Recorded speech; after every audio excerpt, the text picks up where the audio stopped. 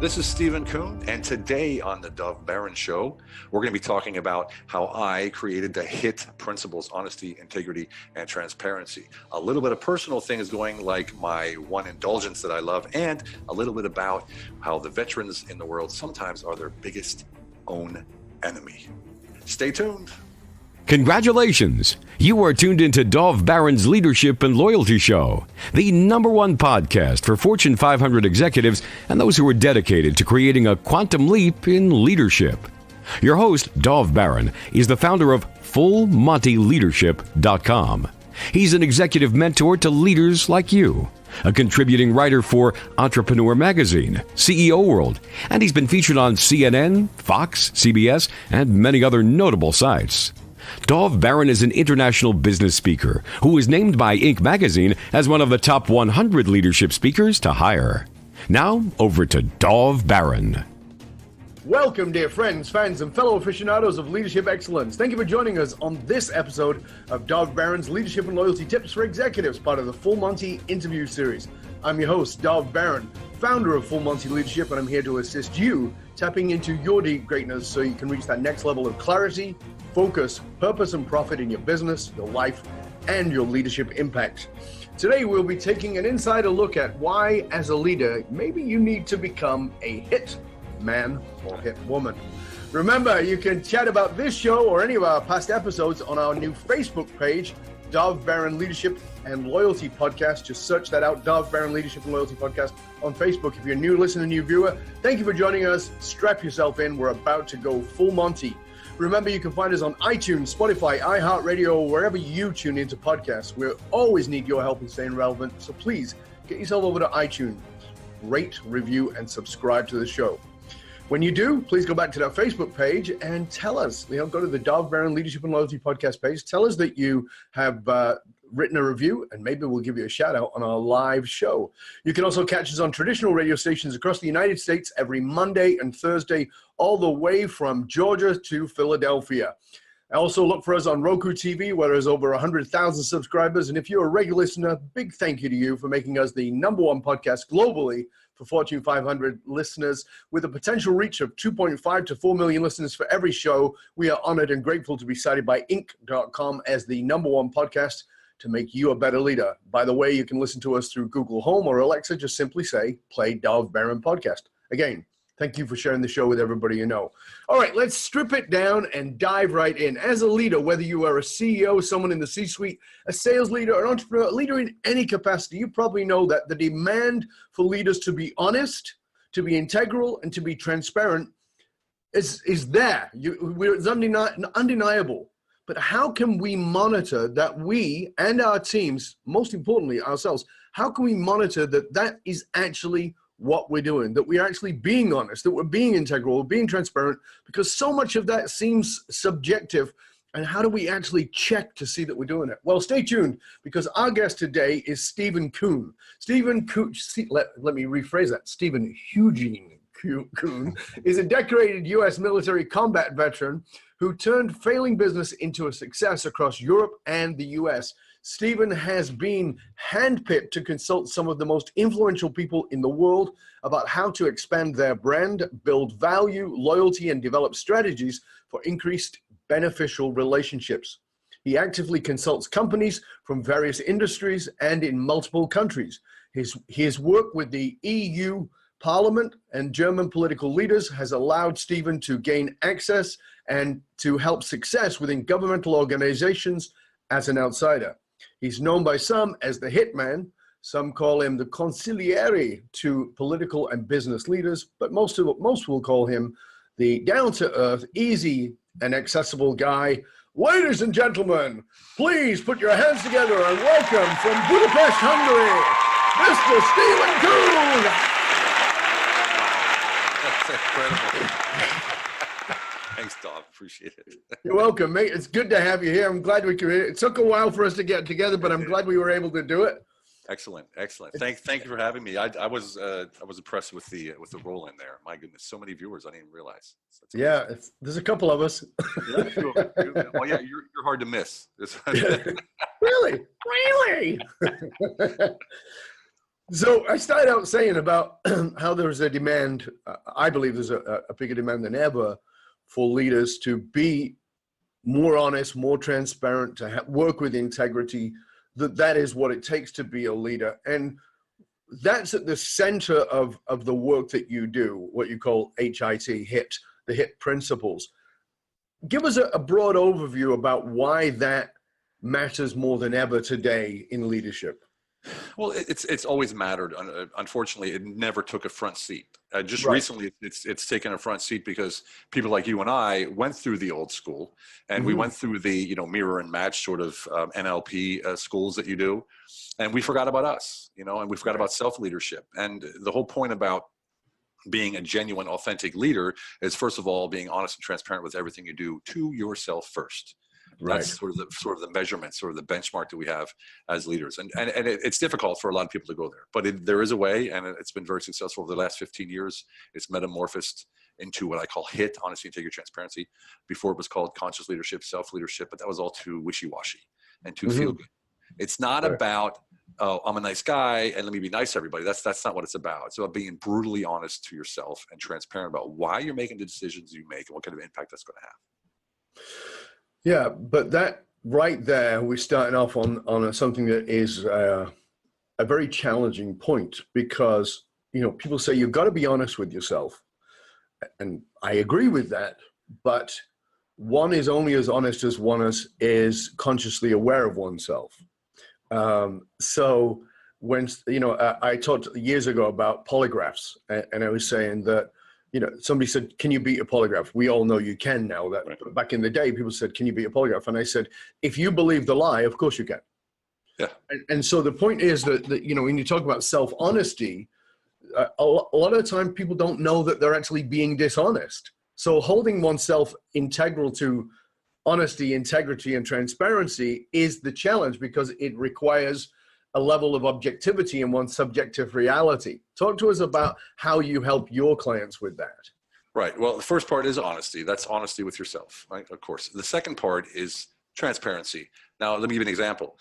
I need money for my family, right? That's honest. I literally need money to support my family and to grow my business and things. So I need money. I get an offer from my buddy over here, says, hey, Steve, take this package to Mexico. I know that I will make money with that.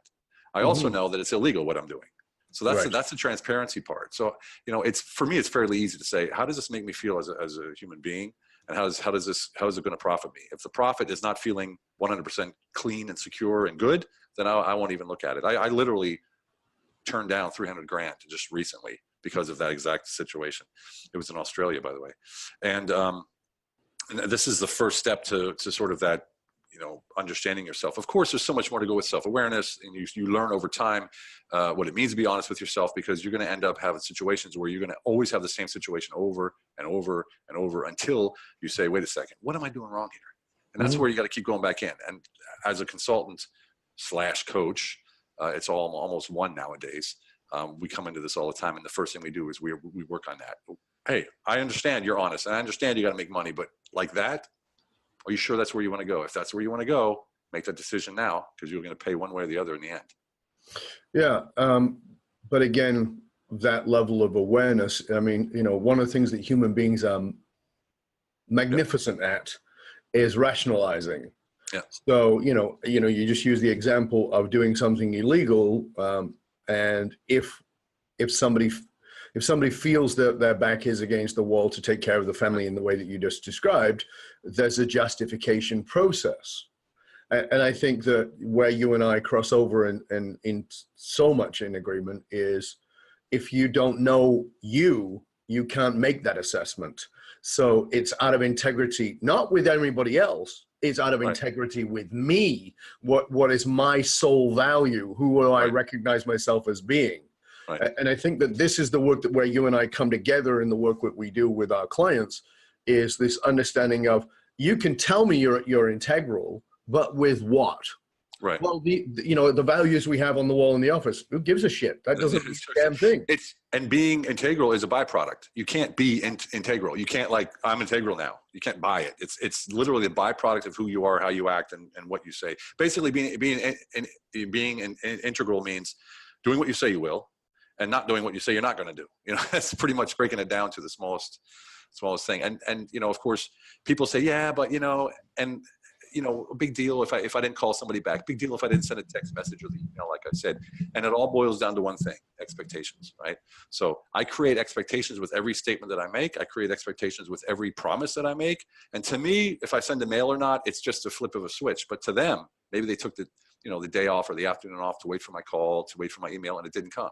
And this is where the smallest minute piece of it will actually affect the integrity that how other people see you.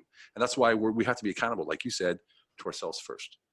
Yeah, it's an interesting. I gave an analogy recently in a presentation, and that was, I want you to think of integrity as this bucket that catches things, right? And I said, every time you break integrity, you drill a hole in the bucket.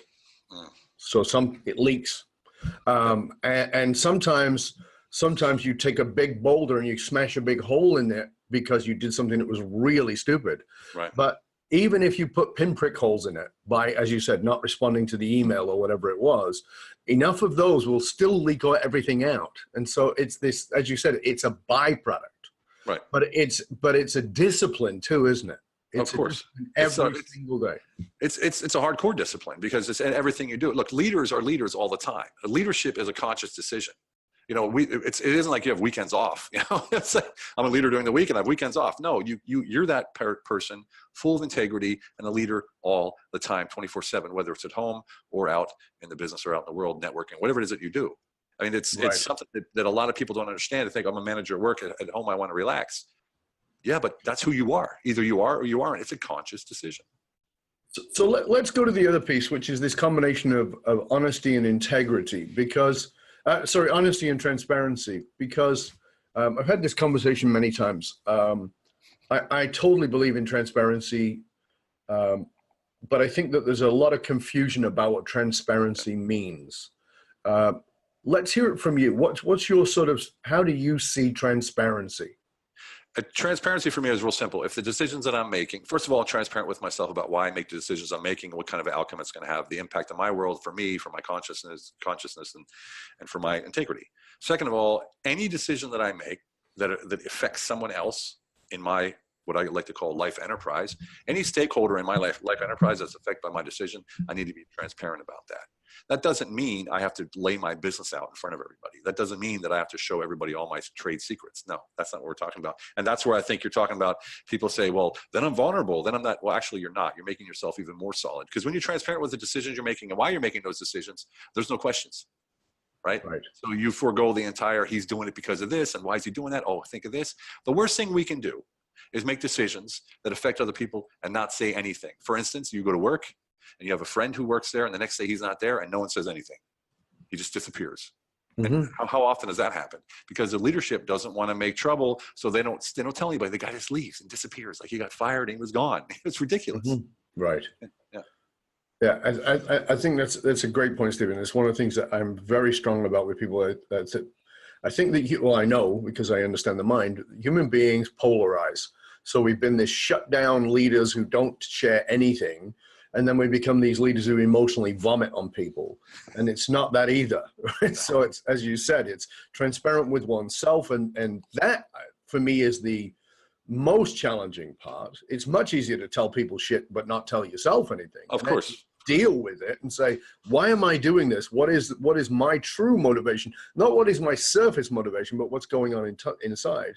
And then to, as you said, to engage in the transparency with the stakeholders, which means I don't have to go knock on my neighbor's door and tell them, but if it impacts my wife in any way, shape, or form, if it impacts my children in any way, shape, or form, if it impacts the stakeholders of my business in any way, shape, or form, yeah, they need to know what's going on. And so I love that. I love that you're doing it from that place. Now, one of the things you talk about that I think is kind of fascinating, I want to get into a little bit because I think it's going to really help our listeners, is recognizing your own market value. Talk to us about that, because you went from being a military guy to running cocktail bars, to becoming a consultant, a speaker. I mean, you're very highly in demand. We were just talking about you live in Hungary, but you were just in the US. You've got TV shows coming up. You've got agencies happening. Everything's sort of buzzing around you. Talk to us about this piece of recognizing one's own market value. Well, the first lesson that I had in that, I got to tell you the story. This is hilarious. So I was a consultant, mid-level consultant, making 5 figures or, whatever, and, a month, and then six figures a year. I was doing okay by the standards of society says that you're supposed to do, right? Sure. And on LinkedIn, some random company wrote me and said, would you like to come to Turkey for a day? We'd like you to come to Turkey for a day. Could you come over and mediate for us between these 2 companies? I was like, why would they pick me? I thought it was some kind of scam. And I said, all right. And I thought to myself, what can I charge them that will make them just like go away? So I gave them this amazing number, and they wrote back and said, okay. And I was like, okay, wait a second. Wait a second. This was like 12 years ago. And I was like, wow, okay, that was way too easy. All right, from now on, that's what I got to do. That's what I'm worth. I'm worth what I think I'm worth, first of all. So then people say, okay, you think you're worth, 20K, 30K, 40K a month, or, whatever it is, a contract. One time, I get 40K a day sometimes, depending on what I do. Sure. But then they got to see the results, right? So what kind of results can you bring people? Do you know that when you step up to the plate that you're going to hit a home run every single time? Do you know that? Are you certain? Not do you believe, because belief doesn't mean anything. Faith, okay, that's nice, but certainty, that's where it's at. Once you're certain, nothing happens to you, because as you know, we create our own reality, right? Absolutely. Right? So there you go. That's sort of an analogy of how I would explain it. So, but it is possible to hold both places.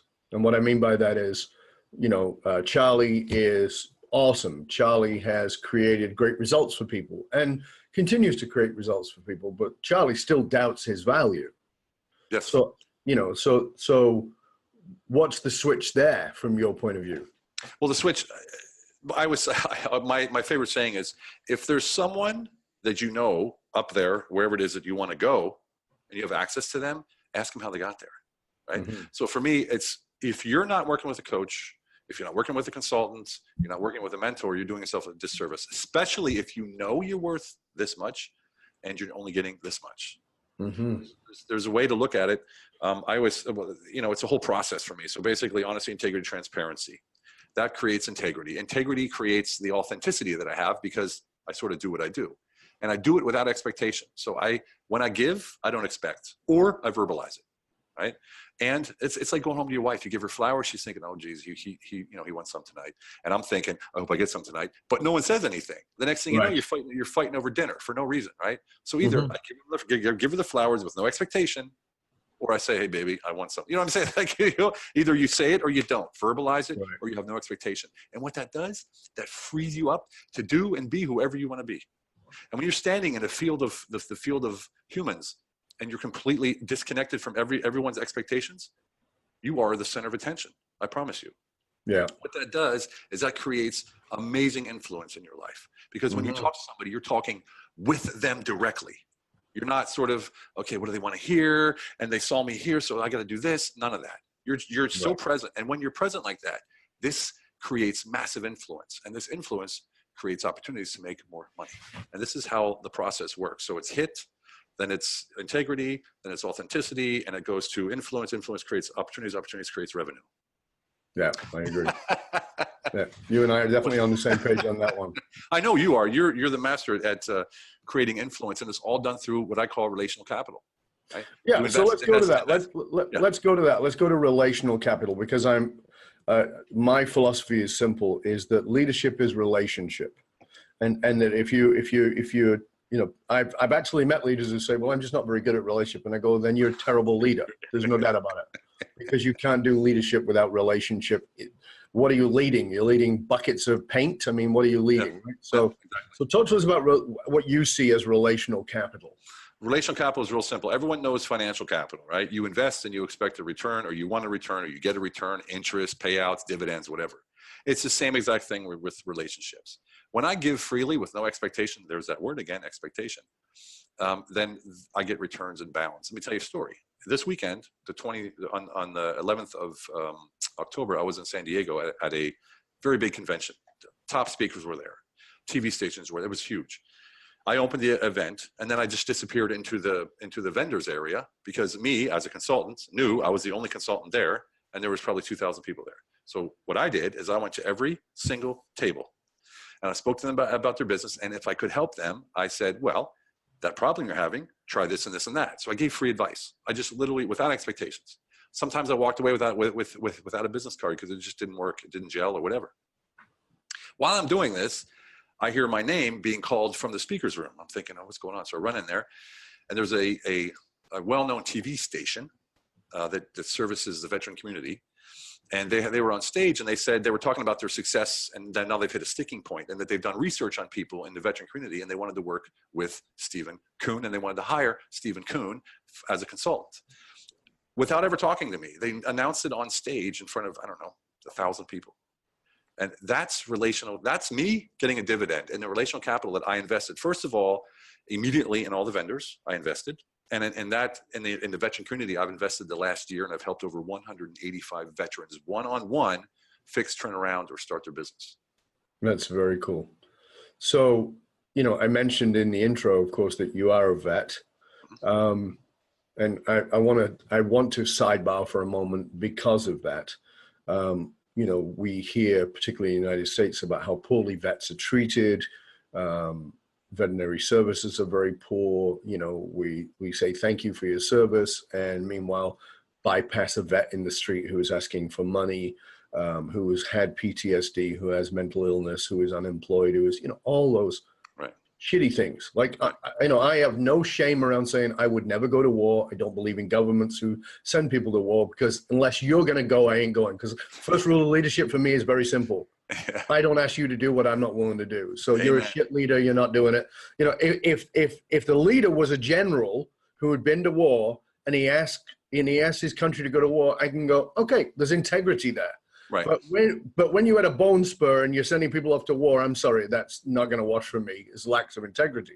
Yeah. So for me, when I see these guys, and I've done some stuff to help vets too, because I believe in helping them. If you put that on the line, and oftentimes it was because you came from a poor place and you needed an education or you needed just a job,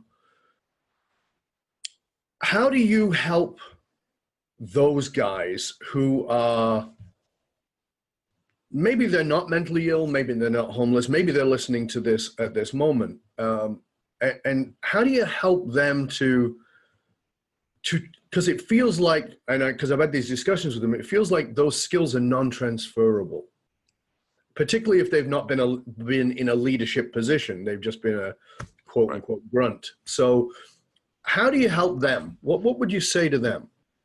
Well, man, that's a great question. Let me talk about the Army first, or the military first. You're exactly right. It's the largest employer for a certain demographic. Exactly. That's the lower class, the lower economic class. I was one of them. I lived in a mobile home. That was the only option I had. It was either that or go to McDonald's or something. Work with nothing wrong with working at McDonald's, but I wanted more. Right. So the way I talk to them, and I do talk to a lot of those, because they're the ones who reach out first. Like, I need help. Please help me. Sure. And what I talk about first is, brother or sister, the only thing that's going to help you right now is yourself. So until you have the mindset that you're capable of helping yourself, we can talk, but I'm not moving forward with business. I'm not moving forward with making money or anything until we work together, if you will. We work together in getting your mindset right. That's everything. Believing that you can help yourself and that nobody's out there. No one's going to give you handouts. No one gives a shit. No one's going to save us from global warming. We got to save ourselves, right? Mm-hmm. No one's going to do it for it. Like you said, the governments or whoever, no one's going to do it for us. Nobody. No. So the same thing goes for these guys. And some of them hate me for it. Sure. And I'm like, look, you're killing yourself. We create our own reality. There's actually, you know why they have double blind studies? Because the expectations of the scientists actually affects the outcome of the experiment. So they have double blind studies, so their expectations don't create reality. So once you know that, then you know also that if they can do that, that means I can create my own reality purposefully. And this is sort of what I teach them. They sort of think I'm out there for a while, but then I show them what I call immediate impact, which is the name of my consulting company, Immediate Impact Consulting. I show them some immediate impact, how a relational capital can be formed like that, and how they can immediately get off the streets, how they can immediately set up their business, or immediately have at least a small income. I want to share something, and I'm sure you're familiar with it, but I think it will help that listener, that one listener right now who is listening and going, yeah, but it's different for me. Yeah. When Steven says that you're creating your reality, that can sound pretty woo, like, oh yeah, more woo-woo shit. But let me help you out here. Heisenberg's uncertainty principle. Some of you know, who are listeners to my show on a regular basis, that I have a big background in studying quantum physics. And there was back in the day, there was a research done because the argument was that we lived in a particle-based world. So that if you boil stuff down from an atom, it gets smaller and smaller and smaller, and you get to these infinitely small quantum particles. Okay, that was the idea that we had. But there was another theory put forward. It was called wave theory. So that actually what was happening was that things were in waves. And what they did was they did, as you said, a double-blind research, and they took two separate groups. And this group over here were looking and doing research to prove that we lived in a particle reality. And guess what they found? They found that we lived in a particle reality. But these guys over here were doing research to find out if we lived in a wave-based reality. And what they found was we lived in a wave-based reality. So they were both looking at the same research, both looking at the same experiments, but one found it was particles and one found that it was waves. Now, here's what they did with it. To test it, they swapped the teams over. So put the two teams in the same place as the other team, using exactly, to make sure there was no messing about. And guess what? The people that found it was wave over here found that it was wave over there where they found particle. And they found that where it was particle, it was now particle over here. So it's a great example of how we find what we're looking for. Amen. Right, and this is true, and this is, by the way, this is how your brain works. This is called the reticular activated system of your brain.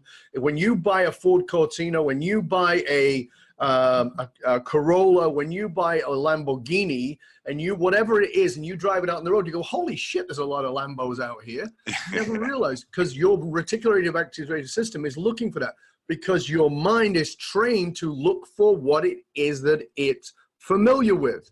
So if you're looking for people are shit and they're always going to treat you bad and they're going to make you into a victim, that is what you're going to see. And if you're looking for people are amazing and they're loving and they're kind and they're generous, then you're going to find that. And I know that that's a bit of a rant, but I want to give you that if you're listening and you heard what Steven just said. I love it. That's a great example. I love the double-blind studies. That's awesome. And it's true. We do find out what we're looking for. And the hard part is that we're so trained every day in the news and media and stuff that the negative stuff is easy. We pick that up like that. That's easy to pick up.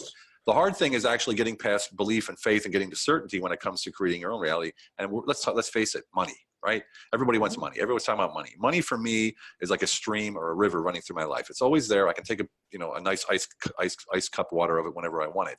I've created that certainty over years and years and years of mindset training, and of course using plant medicine in Amazon. Ayahuasca and San Pedro, that really helps me as well. I do that once a year. So that helps as well. But that certainty in creating a life that I want and creating a life of abundance is, once you master it, it's incredible. I mean, you can literally in months create something from nothing. Right. Yeah. And I want to just touch on something you said there, because again, this is going to be helpful to people.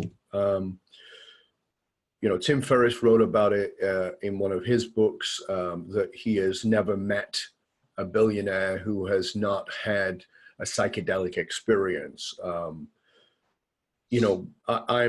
60 years old. I remember as a little kid, I was too young for it, but the hippie movement and people were dropping acid and doing shit like that, and it became bad, even though it was designed originally not to be that.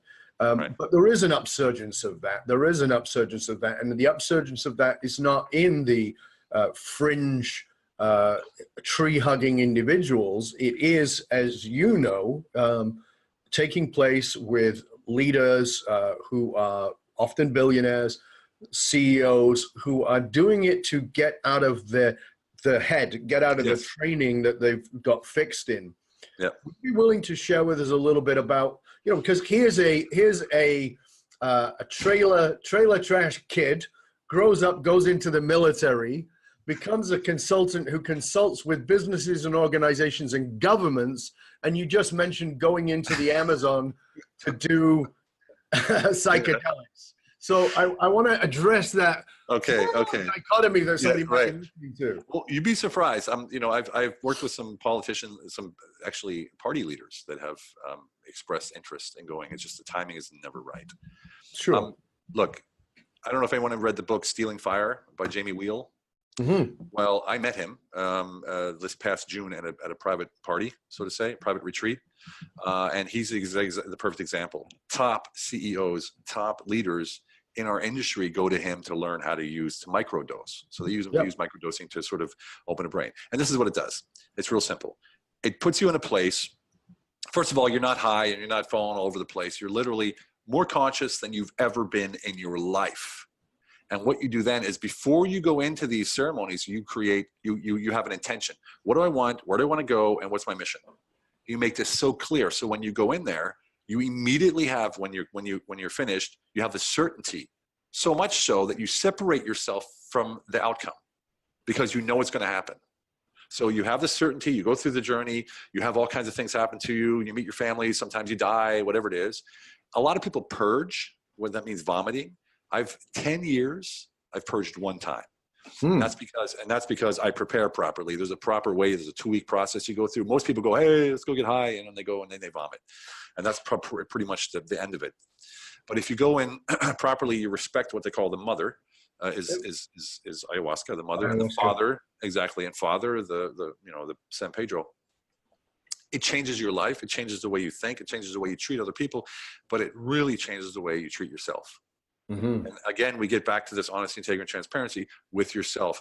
When you get to that point, it's almost impossible to be bad to yourself anymore, because you've seen it all. Like you've journeyed into your inner mind, into your higher self. You've went to the future. You've gone to the past. You've gone to the depths. You've gone to the heavens, and you've seen yourself. And you've created this certainty, like, I'm in the right place, and I'm actually doing what I want to do.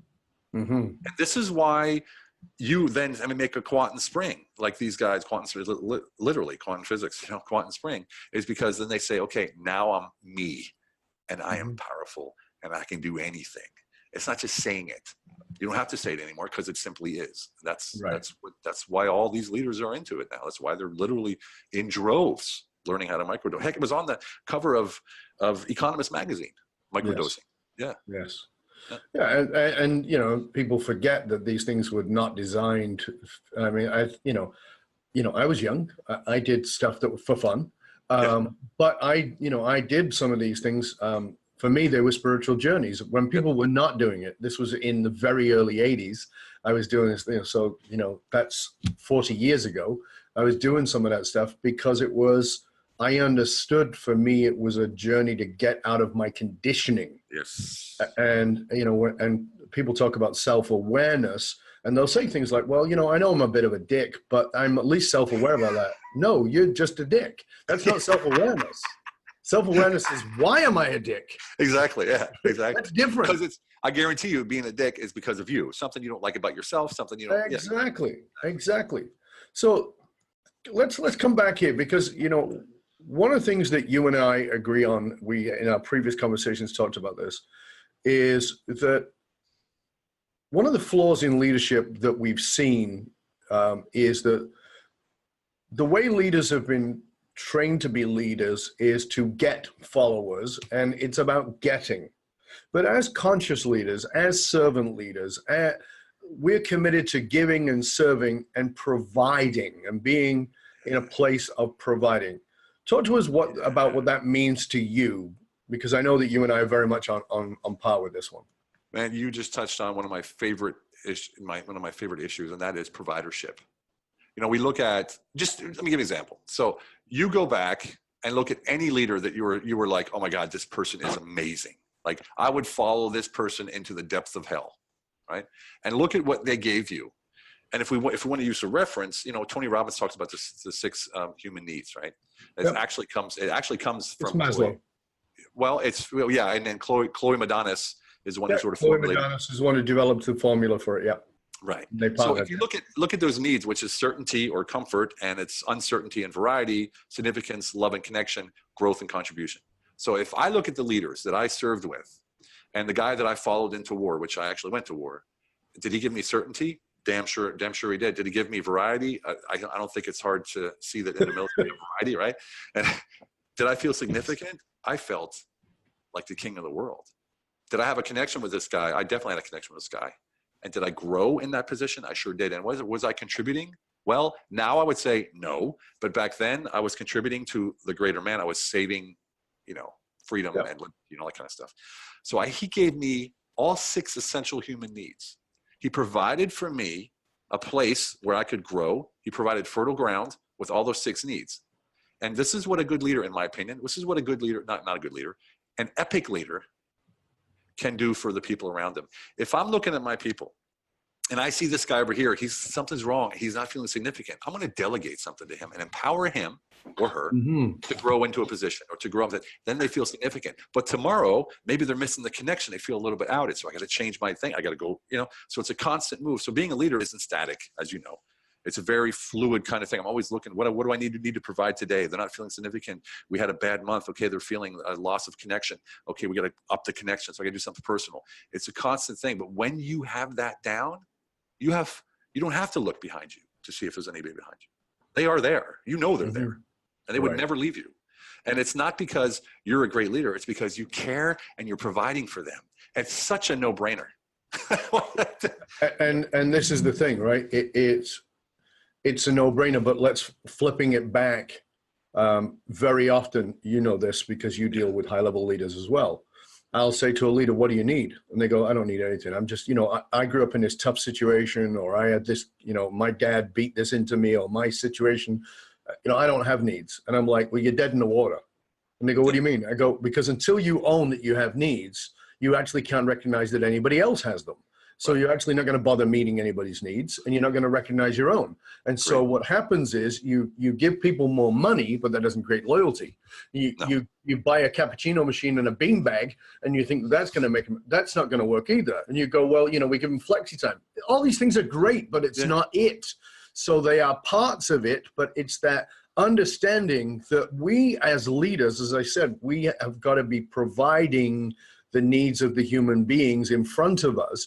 And we have to understand that that is the power of vulnerability I talk about. The power of vulnerability is the recognition that I have needs, and I'm willing to tell you my needs. Yeah. And what's more is I'm willing to hear yours and help you to meet your needs. Not necessarily I'm going to meet them, but help you to meet the needs. Right. Whether it's by me, whether it's by our organization, or as you said when talking about with that vet, or helping you give it to you. Right. Create the situation where it's like a fertile ground, because you can't do it for them. You can show the way. You can plant, you can say, here, plant your seeds there, and then off you go. Exactly. And it's I wish there was a better way to say it, but when you're gelled with your team like that, there's so much nonverbal communication going on at that point that it's incredible. The ease of leadership, the ease of management, the ease of task completion, it's just not even describable. When you look at the old systems like the 1 Minute Manager and all these old, How to Win Friends and Influence People, Dale Carnegie, a classic, which has some great points in it. But in my opinion, they're missing this providership issue. They're missing the entire, the key point of it. And it's right in front of us the whole time. There was an article, I was the British, I don't know, Economist or something maybe. And it was about why can't corporations create the esprit de corps like the military? Because when you're in the military, when you're out, you're still a soldier, you're still a Marine, you're still an airman. Still make it every morning. Exactly. And you have that in your mind. Once you have that identity, you never lay it down. So why can't corporations do that? And they came back to the providership. That was 15 years ago. Right. That article was 15 years ago. But they missed the point about providership. They only said because they provide secure surroundings, but they didn't talk about providing. They actually said the structure is the providership, not the people, but it's actually the people. And I just find it fascinating that I read that one article sticks in my mind for 15 years, and it's because it's, I guess, the military and the corporate world come together. It's exciting. It's exciting. Well, it is. But it's the understanding, because, even if you talk about that providership, but what you're really talking about is the elements, as you said, the elements of leadership at a relational capital level. Right. So, there is no, if you and I are in a relationship and I never give anything and I'm never providing anything, then that relationship will fall apart pretty fast. We've all been in those relationships. Right. And it's funny. It's like going to the bank and saying, I'd like to take out some money, please. I'm like, do you have an account here? Oh, well, no. But if you give me some, I'll put some back in. Exactly. Right. Not going to happen.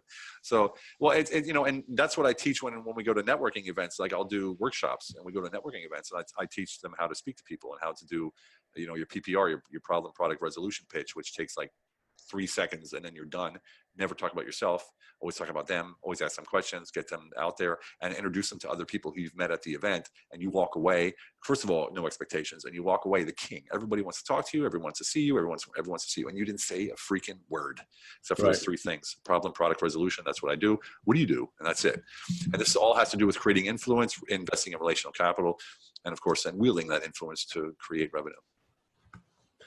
So we talked about how you started out. We talked about you going into the military and then becoming a consultant.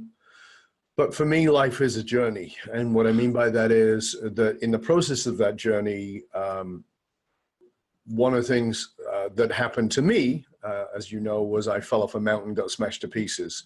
Right. And I often say that was not the turning point. The turning point came later. That's the obvious turning point, but it's actually not. What was the turning point in your leadership or your business philosophy? What was it that you realized you're going down the road and you had to change direction? So many. I'll choose one. I'll choose the major. I'll choose one where HIT was born. Right.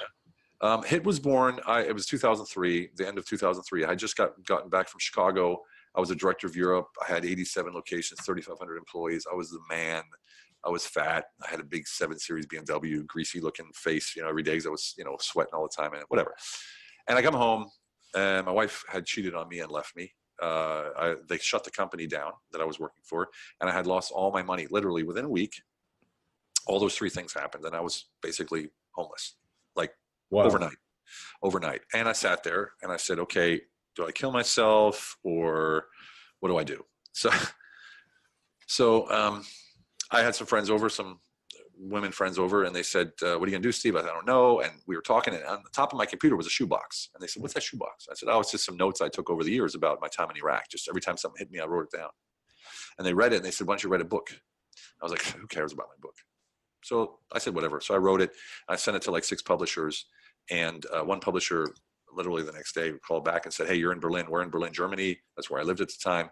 I'm going to send a reporter over. And if he likes what he hears, then we'll publish your book.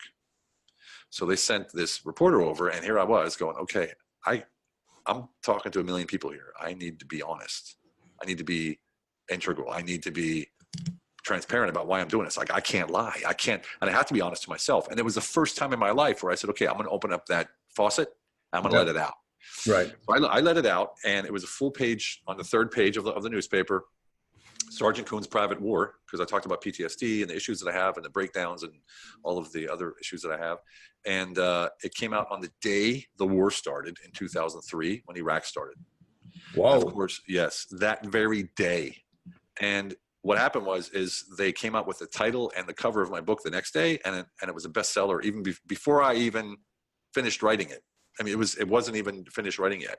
And that was a turning point for me, because then I went on TV and I did a year of TV because it was war, and I was the only German-speaking American war veteran in Germany. So I was shipped all over the country, and I was literally on TV sometimes 3 or 4 times a day, different channels. And I had to be, the more I spoke and the more I said, the more honest and transparent, and what you said, vulnerable I got. Yes. And you know what, Dov? The more vulnerable I got, the more transparent I got, the more people came to me. The more offers I got, the just incredible following that I had of people, because they said, like, there's a real guy. And I said, honesty, transparency, that creates integrity. It's a byproduct. And boom, there it was born. HIT. I didn't know it at the time. I called it conscious leadership and went on from there. But that was one of the major turning points for me, where I ended up, after that, I actually went into a monastery in Austria to sort of catch myself and sort of study myself more and find, okay, because it started going away after the book, and I got caught up in the media, and I was on TV and, that kind of stuff, and, that kind of stuff. Right. So I went to the monastery for 6 months, I believe, and just disappeared from society and tried to find myself, which I believe I did. And from then on, it's just been cultivating it. Tell us the name of the book so our listeners, our viewers can go find out about it. It's called, unfortunately, only in German. It's Soldat im Golfkrieg. So served in the war, or served in the Gulf, from soldier to cynic was what it was called. So it's Soldat im Golfkrieg. And it's not a war book at all. It's about a guy growing up in Pennsylvania who left because he thought it was the right thing to do. He's a patriot, and how he went to war and had 3 turning points in the war. 1 in the army, 2 in the war, which changed his mind about civilization in general and about who he was and what he was prepared to do now to make the world a better place after seeing and doing what he did. So there is no English translation of that book? Unfortunately not. It came out in 2003, so it's been a while. Right. I've been asked to write it in English, but if I did, I'd have to write another, a whole other book between then and now, because all that stuff happened. So unfortunately not, but it was it's still a bestseller to this day in the German speaking countries. And Fabulous. I still do TV because of it and everything. It's pretty crazy, actually. So, as we're on the subject of vulnerability there, I believe as leaders, particularly as conscious leaders, that we are committed to our growth. What is the one thing that you are still working on, something that you maybe can't shake, something that maybe even feels like a weakness or a fault, that you, no matter how successful you get, it's always there? Oh, well, there's more than one thing. Join the club. Yeah. One thing that I really have issues with, and I'm not sure if it's a weakness or not, or if it's just an issue, is that I work all day on creating this amazing mindset. I work all day on creating this amazing life, and I do really well, and I have an amazing life. I have amazing people in my life, amazing family. I literally couldn't do better. I can't imagine. And then I get up in the morning and I want to stick a fucking knife, excuse my French, in my throat. Like I want to get up and just, I want to end it all. It's so strange. It's, I don't know if it comes from the war. If I think of the people that I left behind, some of the issues that I had in the war still I carry heavily. That I hate that because I feel like it's an excuse, but I've done everything I could to purge. I've done everything I could to get rid of it. And I work on it every single day. Yet every morning I get up just upset and aggressive. It's like as if something comes in at night and sort of just dumps it into my head. I'd say 8 out of 10 mornings I wake up like that. And it's just something I've went to therapy. I've, worked with mentors, everything. I do my magic morning, which shakes it. I do my magic morning, which is the only way I can get back into shape.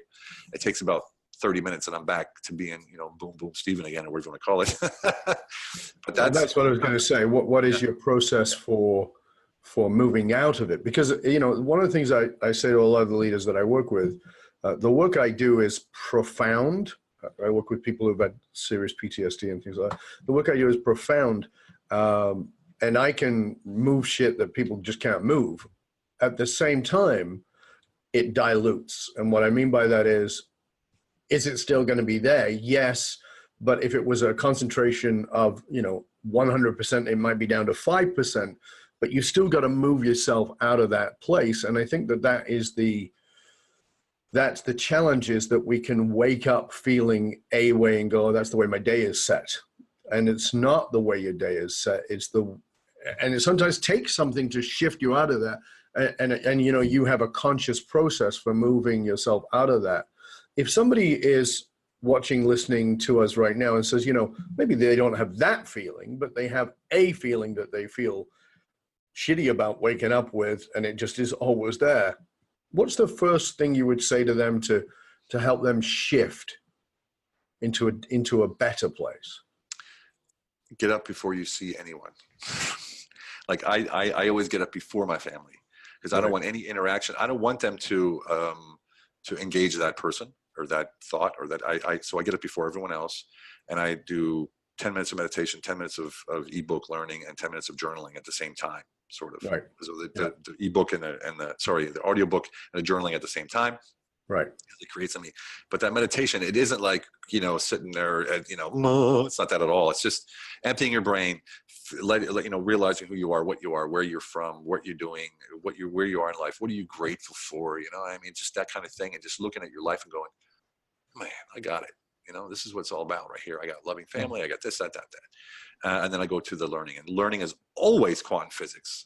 It's always mindset. And my favorite book for the last year has been Happy Pockets Full of Money. And it has little to do with money, but everything to do with mindset, creating a reality. It's an incredible book about quantum physics. It's super long, so you can listen to it 100 times and still catch something each time. Right. And that's what I listen to almost every morning. Or, Jesus, so many books. Sometimes I'll listen to Deprogram Myself. I will listen to The Inside Out Revolution, which is a real short audiobook, which is cool because you don't have to learn anything or write anything down. It's like a deprogramming of your brain. And then, of course, if I want to get really sort of sort of spiritual. I listen to Joseph Murphy. Mm-hmm.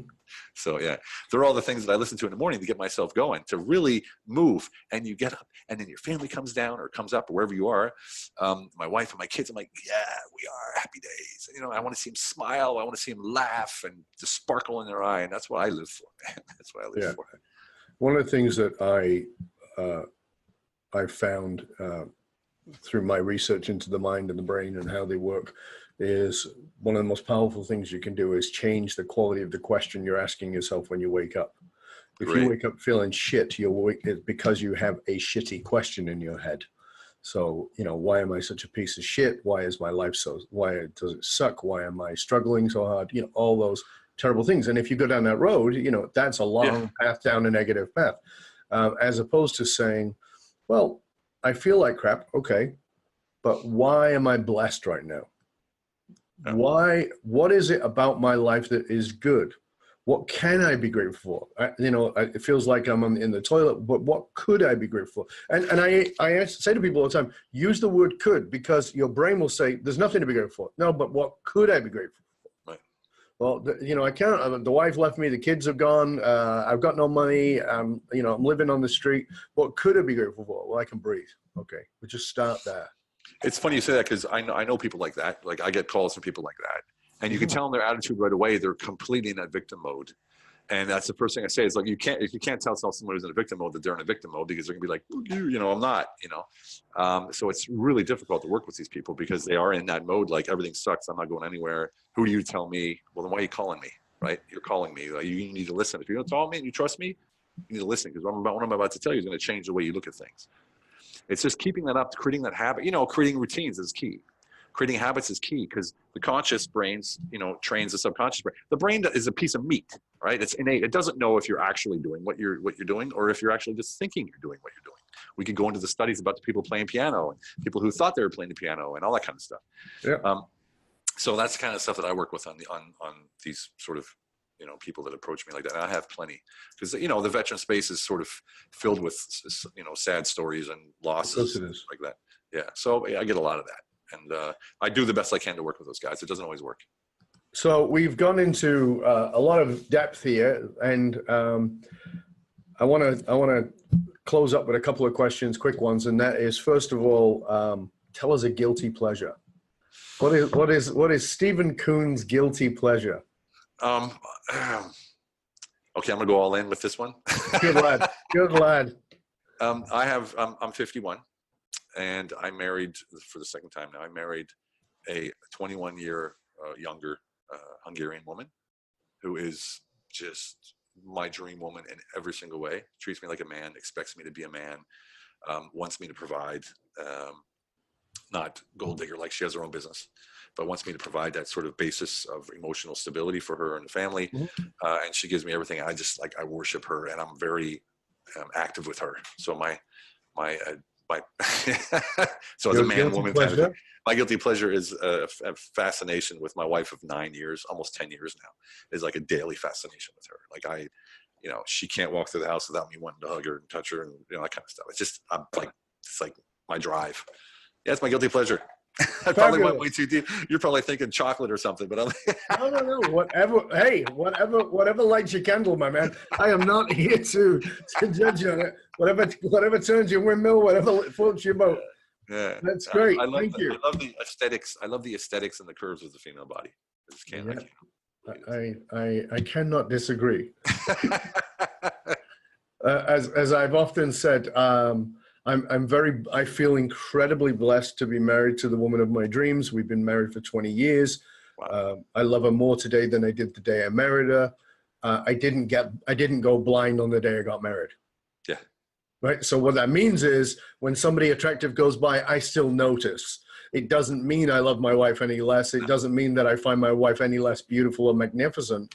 But I'm also not, I'm not going to bullshit myself or my wife. And so as a result, when somebody attractive goes by, my wife will often say, "Oh, she's gorgeous," huh? And I go, yeah, "Mine too." Mine too. But that comes from because you're balanced. You're balanced. It comes because of what you just said earlier, which is certainty. Yeah. Right? My wife, I know, is certain that I love and adore her, because I make sure that she's certain I love her and adore her. And this is the thing, right? So, I don't have to prove it. I'm doing it every day. Yeah, every day. So when somebody gorgeous goes by, I go, yeah, she's hot. Yeah. It's not chauvinist. It's not at all. Appreciating the aesthetics of the female form. At the same time, if a handsome guy goes by, I'll also say, wow, he's a good looking dude, or he's got a great physique. I will actually tell them, a guy, like I'll actually, if I'm sitting somewhere and I see some guy at the airport or something, I go, hey, I just got to tell you, you look way too good, man. You look way too good. I love how you dress or whatever, like that, and they're like, whoa, man, and because you don't have an energy of, I want something, they're completely cool with it. It's funny because I do the same thing. We're sitting in a restaurant and a guy comes up and he's a server. And I say, could I have an extra spoon? And he goes, you have a spoon there? I go, no, I want one so I can carve your face up a little bit because you're way too handsome. And he'll start laughing, right? Because it's like, again, it's this thing where we started out, which is giving without an expectation. Amen. Giving because I want to give as opposed to because I want to get. And I think that people, I know that people know the difference. They know the difference inherently, whether it's a compliment or it's $1 million. Yes. They know inherently, I'm going to give you, there is no expectation, and you can do with it as you choose, and I won't have anything on that. The energy says it all. Exactly. The energy, when you say those words, it says it all. Like if you want to pay for someone's groceries or whatever, and you expect something, even a compliment, they feel weird. But if you're like, no, it's okay, boom, and just pay and walk. I did it the other day. I do it all the time. Here in Hungary, it's easy because there's enough people that don't really have that much money, and it's like $5. I'll pay for the groceries, or groceries are fairly cheap here.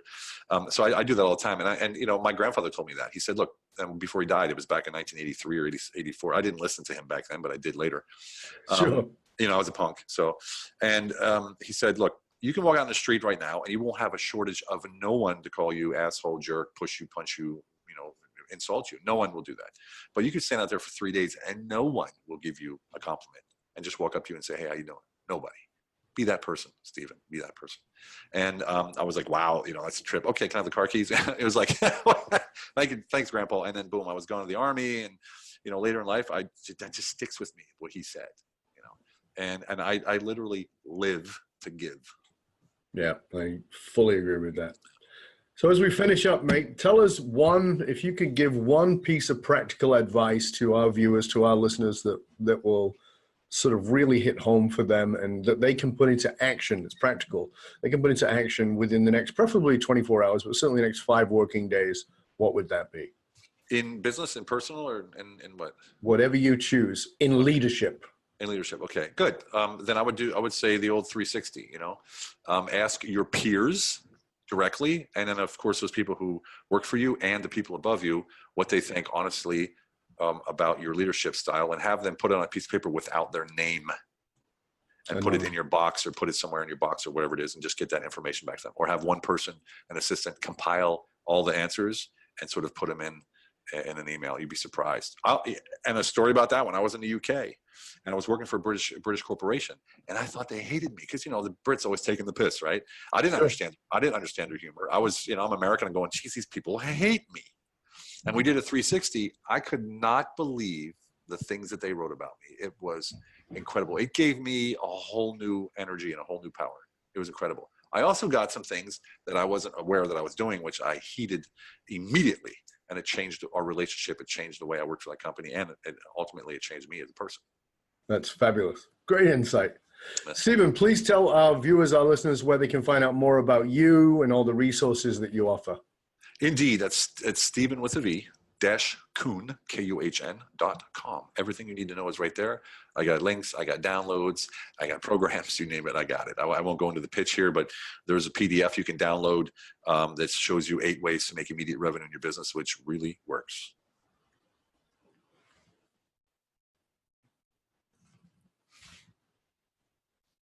You got an audio playing. Excuse me?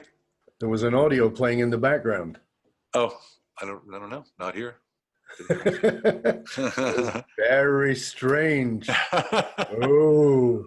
So, Steven-Kuhn.com. Yes. Fabulous. Well, mate, it's been an absolute pleasure and an honor. I hope you'll stay with us to the end. Thank you so much. Really enjoyed the conversation. I know that there's a ton of value here for everybody. Thank you for being here. Thank you for all that you shared. Thank you for your openness, your generosity, and your great insights. Thank you, Dov. It was a true honor to be on your podcast. It's one of the ones I've been trying to get on for years. Thank you, mate. And for you, dear listener, as always, please remember, don't just listen to the show, use it. Go back, listen to it again, take some notes, and look at what you can do. Reach out to me. I'll give you my personal email. It's dov@dovbaron.com. You can reach out to Steven through his website and tell us what you got out of the show and what you're going to do with it, because that matters more than anything. Information is worth the hole in the donut. Transformation comes from application. So let us know what you're doing with it. And you can go to Dov Baron's Leadership and Loyalty podcast on Facebook, that page there, and you can tell us. Of course, you can rate, review, and subscribe to the show on iTunes, and we'd love to hear from you.